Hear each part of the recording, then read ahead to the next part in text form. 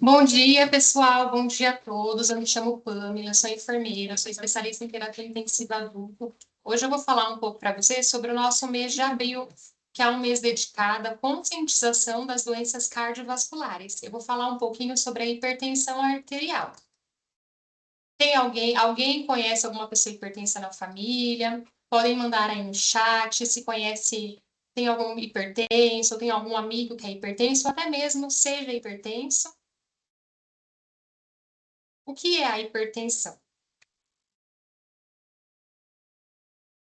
A hipertensão arterial, ela é uma doença crônica, altamente prevalente. Estima-se que no Brasil, 30% da população adulta seja hipertensa. E quando pensamos nos idosos, 60% dos idosos são hipertensos, ou seja, um grande número de pessoas.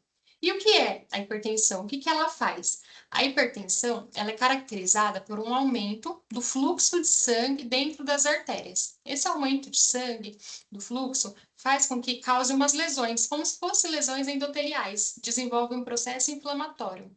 Esse processo inflamatório, ele começa a ocorrer depósito de gorduras, tá? Vai causando depósito de gorduras, aglomeração de plaquetas. A consequência disso é a diminuição do calibre da artéria, enrijecimento dela, tá? Aí, em razão disso, o coração ele precisa fazer uma força maior para conseguir ejetar este sangue. E pensando que o coração ele é um músculo, ele começa a crescer, tá? E as artérias perdem a complacência. Qual o valor de pressão considerado para ser diagnosticado como hipertensão? Pressão com valor maior ou igual a 140 por 90, o famoso 14 por 9, tá? É considerado para que o paciente seja hipertenso. Porém, vale lembrar que não é uma aferição de pressão. A nossa diretriz brasileira de hipertensão, ela enfatiza muito em relação a isso. A pressão, ela precisa ser avaliada pelo menos em 2 momentos, tá bom? E ela tem que se manter, tem que ser uma pressão sustentada. Não vale ser uma pressão, um único valor isolado, digamos assim, tá bom? Em razão disso, o coração começa a fazer aquele trabalhar mais, aumenta o seu trabalho e começa a crescer, e isso pode gerar diversas doenças. Eu vou falar um pouquinho à frente sobre as doenças que podem causar. Quais são os fatores de risco? O que causa a hipertensão? O que aumenta o risco da hipertensão? O excesso de sal, tá? Estresse, aquele estresse crônico, ingesta de bebidas alcoólicas, tabagismo, fatores genéticos, dislipidemia, tá? E vale lembrar que a dislipidemia, o colesterol, é muito importante, porque cada paciente tem a sua meta. Quando, acredito que vocês já fizeram exame de colesterol em algum momento da vida, quando vocês pegam a nível de curiosidade só, quando vocês pegam o resultado do exame, aparece bem do ladinho onde tem a referência, alto risco, baixo risco, intermediário. Nesse ladinho, tem os valores que são diferentes. Por exemplo, intermediário menor que 70, extremo risco menor que 40, baixo risco até 129, a depender da referência do laboratório. E o que é este risco? É o risco cardiovascular. E o que é o risco cardiovascular? É o risco que o indivíduo tem de infartar ou ter um AVC nos próximos 10 a 15 anos. Tá? Então, é muito importante manter as metas do colesterol e metas essas individualizadas. Cada pessoa tem a sua meta. Então, não adianta eu falar assim, o meu tá 80, eu vou parar de tomar medicação porque a referência é até 129. Não, a meta ela é individualizada, tá? Na consulta médica, o médico ele faz uma escala que chama Score Prevent. É uma calculadora, uma avaliação. Ele coloca os dados do paciente, os fatores de risco, e lá vai determinar qual é o risco cardiovascular, tá? A obesidade também é um fator de risco e o sedentarismo. Se vocês quiserem perguntar, pode mandar um chat, tá bom? Ou levantar a mãozinha. Em qualquer momento que vocês quiserem fazer alguma pergunta, aí a gente vai respondendo. E quais são os sintomas? Vale lembrar que a hipertensão arterial ela é uma doença silenciosa. Por isso que ela é uma doença altamente prevalente e considerada subdiagnosticada, ou seja, o diagnóstico ele já vem tardio. Quando já começa a apresentar sintomas, isso significa que já está ocorrendo lesão de órgãos, tá? Esse processo ele já está cronificado. E os sintomas que podem aparecer, seguido da hipertensão arterial. Dores no peito, dores de cabeça, tonturas, zumbido no ouvido, fraqueza, a visão pode ficar turva, embaçada e até mesmo sangramento nasal, tá? Lembrando que todos esses sintomas são tardios, quando uma hipertensão já está instalada. Aí fala assim, nossa, mas atinge a visão, coração, cérebro, rim, tudo, sim, porque a hipertensão é uma doença sistêmica. Então, esse acúmulo de gordura, essa lesão endotelial, ela não vai ocorrer apenas nas artérias coronárias, que são as artérias do coração. Ela vai ocorrer de forma sistêmica, em todas as artérias. E quais são as consequências? O que pode levar uma hipertensão arterial a longo prazo não diagnosticada precocemente e não tratada? A um AVC, a um infarto, a um aneurisma arterial, até mesmo insuficiência renal, que hoje uma das maiores causas de insuficiência renal é em razão da hipertensão, tá? E o AVC? Como que o AVC ocorre? O que é o AVC? Nós temos o AVC isquêmico, que nada mais é que uma interrupção do fluxo sanguíneo. Lembra que eu falei? Começa a aumentar o fluxo de sangue e lesionar a artéria. E aí, fazendo aquelas lesõezinhas, começa a se depositar plaquinhas de gordura. Essas plaquinhas de gordura se depositam na parede da artéria, reduzindo o fluxo de sangue, ou seja, o coração precisa fazer muita força, o sangue começa a passar com muita dificuldade. Então, e o nosso cérebro precisa ser irrigado com sangue oxigenado. Esse sangue não chegando de forma adequada, tendo essa interrupção, tá? Ocorre uma isquemia, uma morte celular. E lembrando que onde ocorre essa morte celular é irreparável, tá? Em razão disso que o paciente, quando sofre o AVC, fica com sequelas, demora demais para reabilitar, tá? A depender da gravidade do local que ocorra. E o AVC hemorrágico? O AVC hemorrágico ele é menos prevalente comparado com o isquêmico. O isquêmico estima-se que 80% dos casos dos AVCs são isquêmicos. 80 a 85. E de 20 a 15 é hemorrágico. O hemorrágico ocorre uma ruptura da artéria. A pressão começa a ficar muito alta, de longa data, não é um episódio de hipertensão. Começa a afinar a artéria. A artéria ela vai ficando fininha, fininha, complacente, perdendo a sua elasticidade até que ela rompe. E ocorre todo um extravasamento de sangue.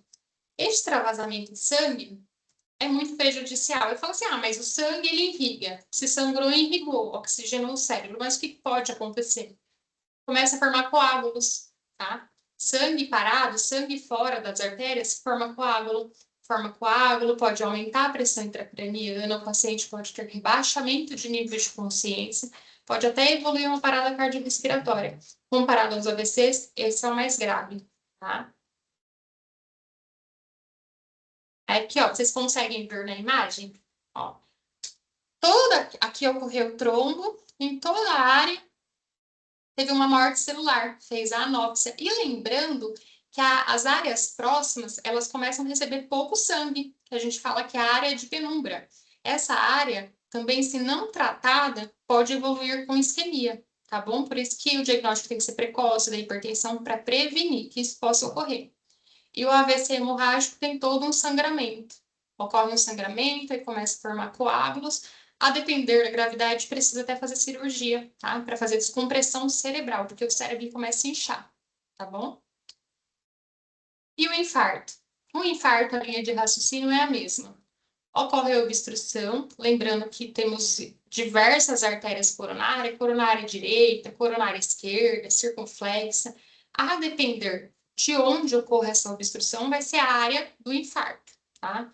Tá vendo que nessa artéria maiorzinha aqui, vocês conseguem ver no slide, tem a placa de gordura. Aqui, ó, placa de aterosclerose. Aí o sangue, ele fica com muito pouco espaço para passar. Fica passando bem devagarzinho, até que ocorre toda a obstrução e ocorre o infarto. E lembrando que nessa condição aqui, o paciente ele já pode sentir dor no peito, tá bom? Que é a famosa angina. Ele pode ir no hospital, sentir dor no peito, vai no hospital, faz o eletro, tá normal, porque é angina, tá? Não obstruiu totalmente, tem uma obstrução parcial, ou seja, tá chegando sangue, porém em pequena quantidade, tá? Quando o sangue não chega, ocorre o infarto, que é a isquemia. Coração, a mesma coisa do cérebro. Aonde ocorreu isquemia, ocorreu morte celular, o coração fica disfuncional. No entanto, que a gente fala que é área inativa, tá? O coração ele precisa contrair. Aonde ocorreu o infarto, ele não vai conseguir contrair da mesma maneira, tá? Aí aquela área a gente chama de área inativa, que é até possível identificar no eletrocardiograma um paciente que já sofreu algum tipo de infarto, tá? Em algum momento da vida.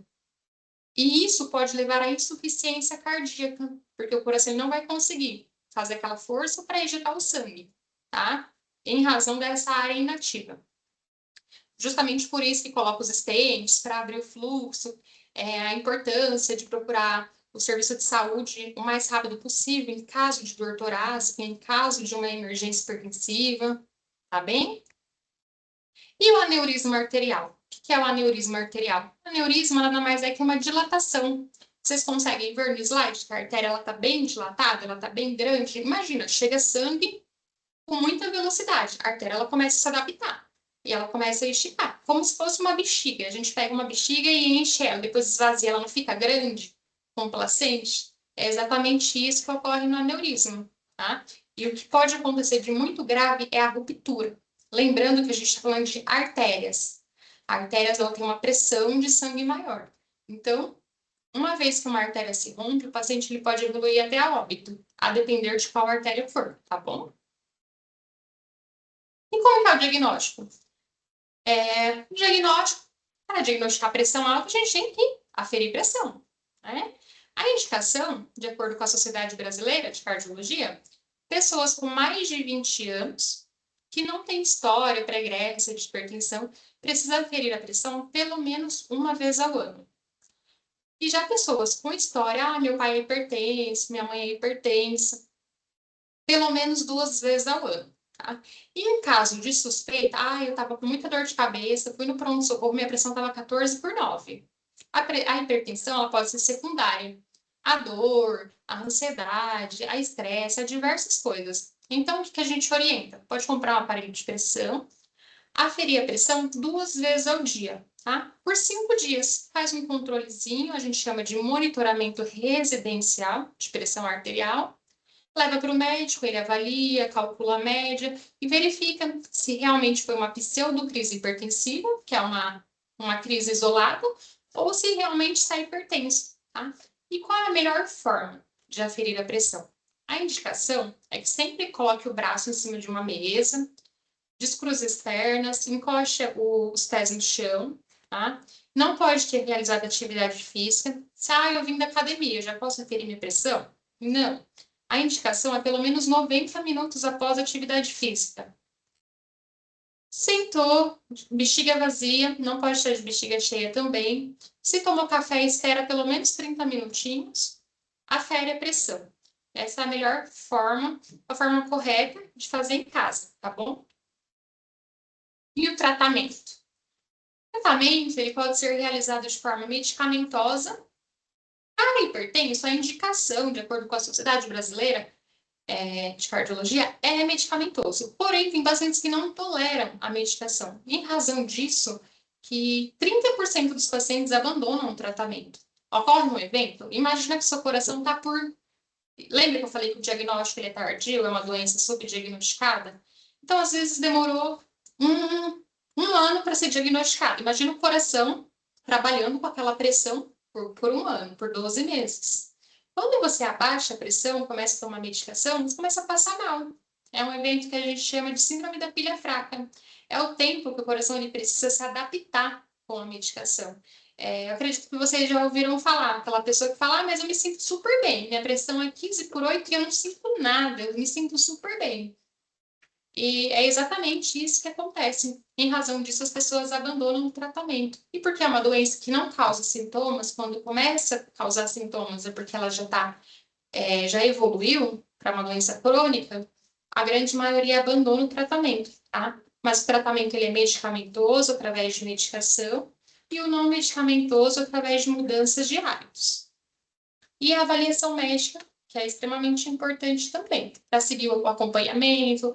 Às vezes precisa de uma monoterapia, que é uma medicação apenas. Tem pessoas que não conseguem melhorar a pressão apenas com uma medicação, precisa associar a outra, tá? Aí vai depender da avaliação médica. E a prevenção? Como que é a prevenção da hipertensão? Manter o peso adequado. Estima-se que no Brasil a meta que a gente tem é manter um IMC menor que 25, tá? E para o público idoso menor que 27. Então, esse é o peso adequado para cada pessoa. Ter alimentação saudável, reduzir o consumo de sódio, o sódio adequado, 2 gramas diário, convertendo para o sal de mesa, 5 gramas, que é uma média de uma colher diária, tá bom? Esse é o máximo que a gente pode consumir de sódio. Tabagismo. Tabagismo não tem conversa. É cessar o tabagismo. O tabaco ele faz vasoconstrição nas artérias. Essa vasoconstrição faz. Imagina, vasoconstrição fecha. Aí já está hipertenso, já está lesionando a parede da artéria, vai diminuir ainda mais o fluxo de sangue. Então, é um fator muito importante. A prática de atividade física. Qual que é a indicação? 150 minutos semanais. E se for atividade de alta intensidade, mas eu corro 75 minutos semanais já é o suficiente, tá? Para diminuir o risco cardiovascular. E eu sei que é difícil, que às vezes eu tenho vida corrida, 150 minutos na semana é muito para mim. Faz 120, faz 100. O importante é fazer alguma atividade física, tá bom? E tomar as medicações conforme prescrição médica. Estresse. Eu sei que é difícil falar como que vai evitar estresse, mas tentar controlar, pelo menos, já ajuda a fazer alguma atividade que eu gosto, alguma coisa de espiritualidade, vou ler, vou ir num parque, alguma coisa que diminua o estresse, tá? Lembrando que é o estresse crônico que pode causar hipertensão. E é isso, gente. Quero agradecer a todos vocês. E agora eu quero que vocês façam perguntas. Vou ficar aguardando aqui no chat, podem mandar perguntas, se tem alguma dúvida, que a gente vai esclarecendo para vocês. Chegou uma perguntinha aqui para mim, deixa eu ler aqui e vamos responder. É possível deixar de tomar medicação e controlar a pressão somente com mudança de hábitos alimentares e práticas esportivas? É possível sim. Existem algumas pessoas, principalmente pacientes que fazem bariátrica, tá? Eles conseguem sim controlar a pressão, às vezes através de atividade física, mudança de hábito. Só que vale lembrar que não existe ex-hipertenso, existe um hipertenso controlado, tá bom? Que às vezes a pessoa para de tomar medicação, não tem problema, tem pressão alta? Não, não tem. Não, é um hipertenso controlado. Mas tem sim, tem muitos pacientes. Atividade, teve um estudo recente, um estudo randomizado, onde utilizou mais de 200 pacientes. Teve só com com essas caminhadinhas de 150 minutos, teve uma redução da pressão arterial em 15%, tá? Então, foi um número bem alto, tem sim como. E até vale lembrar, em relação ao álcool também, tá? O que os estudos falam? Para quem toma mais de 5 doses, se tiver uma redução de 50%, pode abaixar a pressão até em 3 milímetros de mercúrio. Então, a questão do álcool também é muito importante. E o álcool, diferente do tabagismo, que não tem conversa, a orientação para mulheres é não ultrapassar a uma dose diária a ingesta de álcool. Convertendo aí meia lata de cerveja, tá bom? E para os homens, até 2 doses. Essa é a indicação. Tem mais uma pergunta? Pode ir mandando.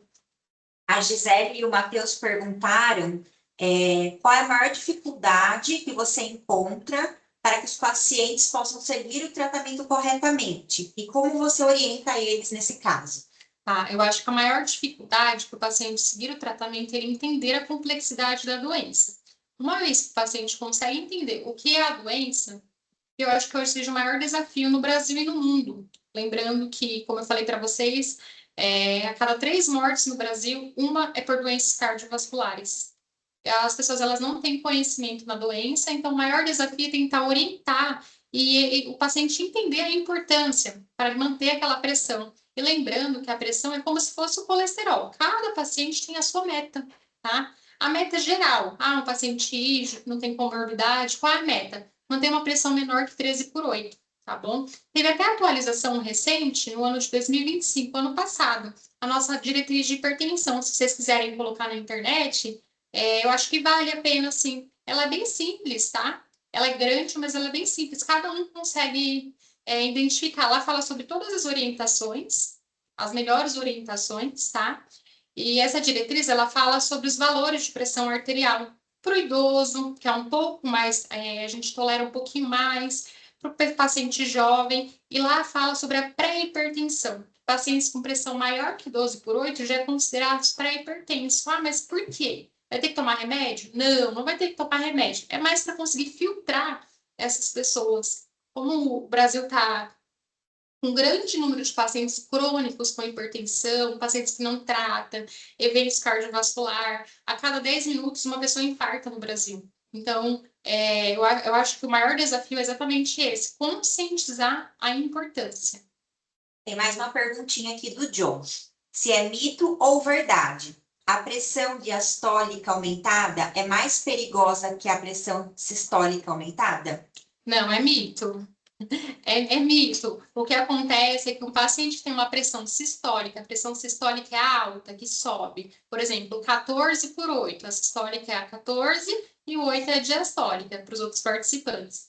O que acontece é que um paciente que tem um aumento exacerbado da pressão sistólica e uma diastólica mais baixa, é mais difícil aderir ao tratamento, é mais difícil tratar, tá? Porque qual é o mínimo de pressão que a gente pode ter? Menor que 90/60. A considerada baixa é uma pressão menor que 9/6. Tá? Então, se o paciente está com uma pressão 15/6, para entrar com medicação, para tratar esse paciente, vai ser um pouco mais difícil, tem que ter um pouco mais de cuidado, tá? Para ele não evoluir com hipotensão, não passar mal e todas essas questões. A Evelyn está perguntando que o pai dela tem hipertensão. Ela está perguntando se ela pode desenvolver no futuro também. Pode sim, fatores genéticos. Lembra que a gente falou, pacientes que têm história pregressa na família, pessoas hipertensas. É muito importante fazer a aferição pelo menos 2 vezes ao ano. O fator genético é um fator muito importante. E vale lembrar, isso é um ponto muito importante, até que a questão de infarto, diabetes, quando que a gente considera fator genético? Quando teve o pai ou a mãe apresentou com menos de 60 anos, tá bom? Já com mais de 60 anos, a gente já não considera, tá? Como fator genético. Um exemplo, minha mãe morreu de infarto. Mas ela tinha quantos anos? Tinha 70 anos. Então, não considera mais como fator genético, tá bom? Que já entra como população de alto risco mesmo, cardiovascular. Sim. Mais alguma pergunta? Pode perguntar, pessoal, que às vezes a dúvida de um é a dúvida do outro. Tem uma pergunta. E todas as perguntas são importantes. Dúvidas sobre medicação, sobre como faz o controle em casa.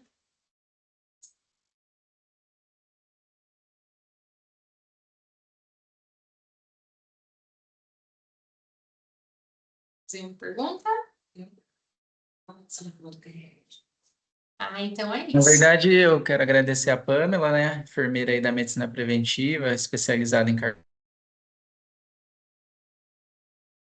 cardiologia. Pamela, parabéns, obrigado pela explanação do tema.